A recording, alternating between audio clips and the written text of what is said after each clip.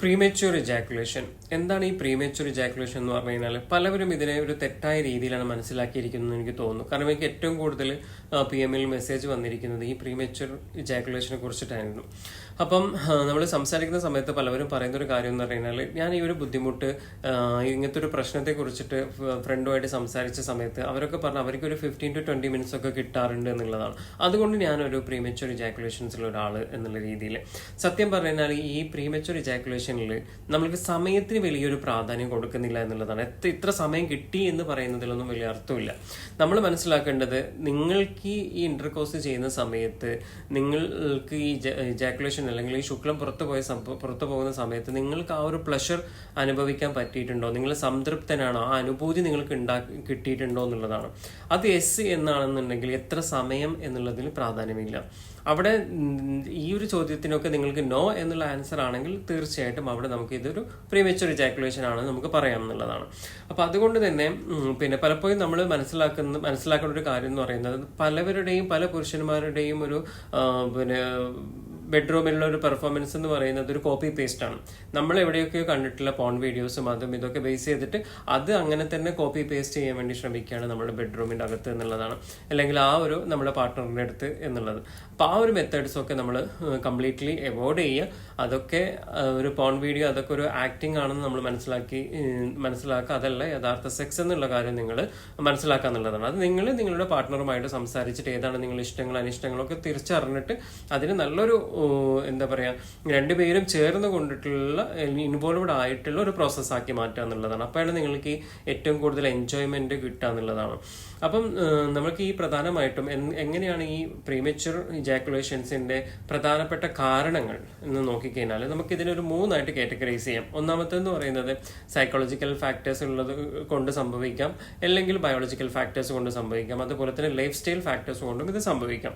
അപ്പൊ നമ്മുടെ ഈ ഒരു ബയോളജിക്കൽ ഫാക്ടേഴ്സിലോട്ടേക്ക് വരുന്ന സമയത്ത് ആങ്സൈറ്റി, അതുപോലെ തന്നെ പെർഫോമൻസ് ഫിയർ ഒക്കെ ഉള്ള ആളുകളിൽ ഇതുപോലത്തെ പ്രശ്നം കാണുന്നുണ്ട്. അതായത് ഏതെങ്കിലും ഒരു പ്രാവശ്യം ഇങ്ങനെ ഒരു പെട്ടെന്ന് തന്നെ അവർക്ക് ശുക്ലം പുറത്തേക്ക് വരുന്ന ഒരു സാഹചര്യം ഉണ്ടായെന്ന് വിചാരിക്കാം. പിന്നീട് അങ്ങോട്ടേക്കെല്ലാം അവരുടെ ചിന്തയിൽ വരികയാണ്, എനിക്ക് അന്നത്തെ പോലെ വീണ്ടും സംഭവിക്കുമോ, എനിക്ക് അന്നത്തെ പോലെ സമയം കിട്ടാത്തൊരു സിറ്റുവേഷൻ വരുമോ എന്നുള്ളൊരു പേടി.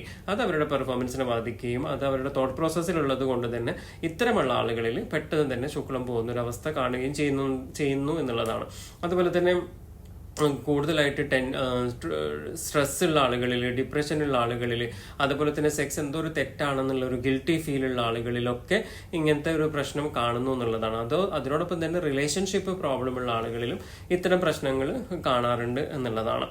നമ്മൾ ഇനി ബയോളജിക്കൽ ഫാക്ടേഴ്സ് നോക്കിക്കഴിഞ്ഞാൽ നമുക്കറിയാം ഹോർമോണൽ പ്രശ്നങ്ങൾ ഉള്ളത് കൊണ്ട്, അതുപോലെ തന്നെ ചില ആളുകളുടെ ലിംഗത്തിന് ഓവർ സെൻസിറ്റിവിറ്റി ഉള്ള ലിംഗമുള്ള ആളുകളിലൊക്കെ ഇതുപോലത്തെ പ്രശ്നങ്ങൾ ഉണ്ടാകുന്നു എന്നുള്ളതാണ്.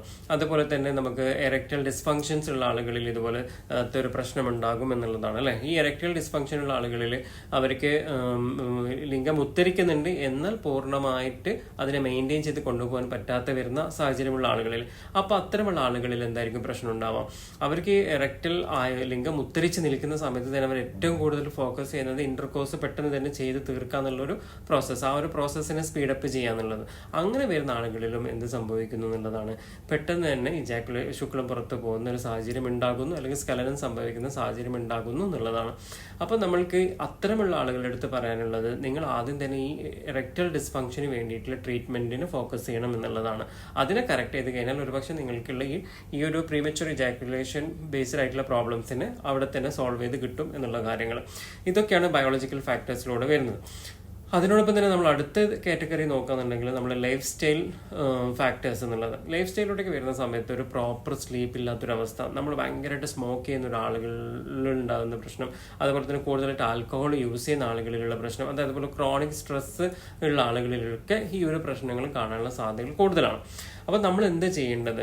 ഈ പ്രീമച്യൂർ നമുക്ക് വേണ്ടത്ര, നമുക്ക് വിചാരിച്ച അത്ര ഒരു സമയം കിട്ടുന്നില്ല, അല്ലെങ്കിൽ നമുക്ക് പെട്ടെന്ന് തന്നെ പ്രീമച്യൂർ ശുക്ലം പുറത്ത് പോകുന്ന ഒരു സാഹചര്യം എന്നൊക്കെ പറയുന്ന ആളുകൾ നോക്കുക, ഞാൻ ഈ പറഞ്ഞ കാര്യങ്ങളൊക്കെ എത്രത്തോളം നിങ്ങളുടെ ലൈഫിൽ ഉണ്ട് എന്നുള്ളത്. അപ്പോൾ ആദ്യം സൈക്കോളജിക്കൽ ഫാക്ടേഴ്സിനെ നിങ്ങൾ എന്ത് ചെയ്യുക, കൃത്യമായിട്ട് അനാലിസിസ് ചെയ്യുക. അതിനെ നിങ്ങൾക്ക് തന്നെ സോൾവ് ചെയ്യാൻ പറ്റുന്നുണ്ടെങ്കിൽ നിങ്ങൾ തന്നെ അതിനെ സോൾവ് ചെയ്യുക. അല്ലെങ്കിൽ ഒരു കൗൺസിലറിൻ്റെയോ സൈക്കോളജിസ്റ്റിൻ്റെയോ സഹായം ആവശ്യമാണെന്ന് വെച്ചാൽ നിങ്ങൾ അവരൊന്ന് കാണുക എന്നുള്ളതാണ്. അതുപോലെ തന്നെ നമ്മൾ ലൈഫ് സ്റ്റൈൽ ഫാക്ടേഴ്സിൽ നോക്കുമ്പോൾ നിങ്ങൾ ഇതൊക്കെ ചെയ്യുന്ന ആളുകളാണെന്നുണ്ടെങ്കിൽ അതിലൊക്കെ ചെറിയ ചെറിയ മാറ്റങ്ങളൊക്കെ കൊണ്ടുവന്നിട്ട് നിങ്ങൾ നോക്കുക എന്നുള്ളതാണ്. ഇനി ബയോളജിക്കൽ ഫാക്ടേഴ്സ് ഒക്കെ വരുന്നുണ്ടെങ്കിൽ തീർച്ചയായിട്ടും നിങ്ങൾ എന്ത് ചെയ്യുക, നല്ലൊരു യൂറോളജിസ്റ്റിനെ കണ്ട് അവരുടെ സഹായം തേടുക എന്നുള്ളതാണ്. അപ്പോൾ ഈ കൃത്യമായിട്ട് പറഞ്ഞു കഴിഞ്ഞാൽ ഇത് നമുക്ക് ട്രീറ്റ് ചെയ്യാൻ പറ്റുന്ന ഒരു പ്രശ്നം മാത്രമേ ഉള്ളൂ അല്ലേ. ഇത് എന്തോ ജീവിതകാലം മുഴുവനും പുറത്തൊന്നും പറയാതെ, ഇവൻ നിങ്ങളുടെ പാർട്ട്ണറോട് പോലും ഈ ഇത്തരം കാര്യങ്ങൾ തുറന്നു പറയാതെ ഇങ്ങനെ ജീവിതകാലം മുഴുവനും ഈ ടെൻഷനും സങ്കടവും വിഷമമൊക്കെ ഉള്ളിൽ ഒതുക്കി ഒരു പ്ലഷറും ഇല്ലാത്തൊരു ജീവിതം മുന്നോട്ട് കൊണ്ടുപോകേണ്ട ഒരു ആവശ്യവുമില്ല. ഇതൊക്കെ കൃത്യമായിട്ട് നിങ്ങളുടെ പാർട്ട്ണറുമായിട്ട് നിങ്ങൾക്ക് നല്ലൊരു ഹെൽത്തി കമ്മ്യൂണിക്കേഷൻസ് ഉണ്ടാക്കേണ്ടതാണ്. അപ്പം നിങ്ങളുടെ പാർട്ട്നേഴ്സ് ഈ പാർട്ട്ണർമാരെ ശ്രദ്ധിക്കേണ്ട ഒരു കാര്യം എന്ന് വെച്ചാൽ ഒരിക്കലും ഇങ്ങനത്തെ കാര്യങ്ങൾ ബേസ് ചെയ്തുകൊണ്ട് പിന്നെ അതൊരു കളിയാക്കുന്നത് പോലെയോ അല്ലെങ്കിൽ വേറെ ഏതെങ്കിലും സാഹചര്യത്തിൽ നിങ്ങൾക്ക് ഇങ്ങനെയുള്ള ഒരു പ്രശ്നം ഉണ്ടെന്നുള്ള അങ്ങനത്തെ ഉള്ള ഒരു ഫോക്കസ് ചെയ്ത് സംസാരിക്കുന്ന രീതിയൊക്കെ നിങ്ങൾ ഒഴിവാക്കാം. നിങ്ങളുടെ ഒരു സപ്പോർട്ടും കൂടെ ഈ ഒരു കാര്യത്തിൽ ആവശ്യമാണ് എന്നുള്ളതാണ് ഞാൻ പറഞ്ഞു വരുന്നത്. അതിനോടൊപ്പം തന്നെ ഇത് ട്രീറ്റ് ചെയ്യാൻ പറ്റുന്ന ഒരു പ്രശ്നം മാത്രമാണ്. ഇത് നിങ്ങൾ ട്രീറ്റ് ചെയ്ത് കഴിഞ്ഞാൽ നിങ്ങൾക്ക് നല്ലൊരു ലൈഫ് മുന്നോട്ട് കൊണ്ടുപോകാൻ വേണ്ടി സാധിക്കും. അതായത് നിങ്ങളുടെ ആ ഒരു പ്ലഷർ മൊമെന്റ് ഒക്കെ കിട്ടി ആ ഒരു എൻജോയ്മെന്റ് ചെയ്തുകൊണ്ട് തന്നെ നിങ്ങൾക്ക് എന്ത് ചെയ്യാം, ആ ഒരു സെക്സ് പ്രോസസ്സിനെ കംപ്ലീറ്റ് ചെയ്യാൻ വേണ്ടി സാധിക്കും എന്നുള്ളതാണ്.